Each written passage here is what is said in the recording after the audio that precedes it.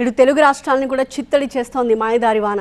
తొలకరి తర్వాత పత్తా లేకుండా పోయిన వరుణుడు సడన్ గా ఎంట్రీ ఇవ్వడంతో అన్నదాత అయితే ఉక్కిరి బిక్కిరైపోతున్నాడు. ఖరీఫ్ సీజన్ మీద భరోసా దొరికింది అని సంబరంలో తేలిపోతున్నాడు. కాస్త లేట్ అయినా లేటెస్ట్ గా వచ్చా అంటూ తెలంగాణలో కొన్ని ప్రాంతాల్లో ఎరగదీస్తోంది వాన. ఉత్తర దక్షిణ తెలంగాణలో అనేక చోట్ల కుండపోత వానలు కురుస్తున్నాయి. ఉమ్మడి ఆదిలాబాద్ జిల్లాలో కురుస్తున్న వర్షాలతో వాగులు ఉప్పొంగుతున్నాయి.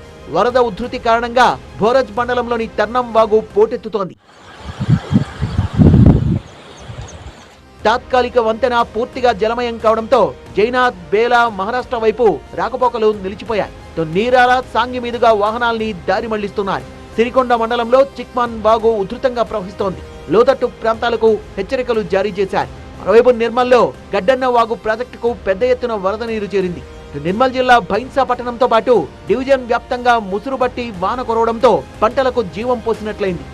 ఖమ్మం జిల్లా సత్తుపల్లిలో రాత్రి నుంచి ఎడతెరిపి లేకుండా వర్షం కురుస్తోంది. సింగరేణి ప్రాంతంలో ఏకధాటిగా పడుతున్న వర్షంతో 18,000 టన్నుల బొగ్గు ఉత్పత్తికి ఆటంకం కలిగింది.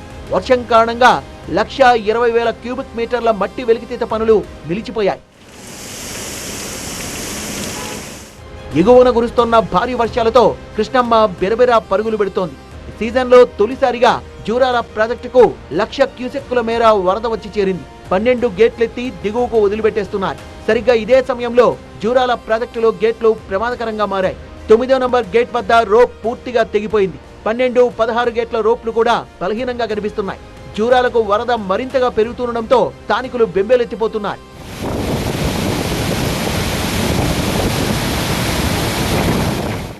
ఏపీలోనూ విశాఖ జిల్లా పాడేరు సహా మరికొన్ని ప్రాంతాల్లో వాతావరణం సడన్ గా మారి వాన దంచికొడుతోంది. నైరుతి రుతుపవనాలు, అల్పపీడనం ప్రభావం కారణంగా మరో 4 రోజుల పాటు భారీ వర్షం కురుస్తుంది అన్నది వాతావరణ శాఖ అంచనా. పట్టణ, నగర ప్రాంతాల్లో జనజీవనం ప్రభావితమైన గ్రామీణ ప్రాంత రైతాంగంలో మాత్రం హర్షాతిరేకాల్ని కురిపిస్తోంది తాజా వర్షం.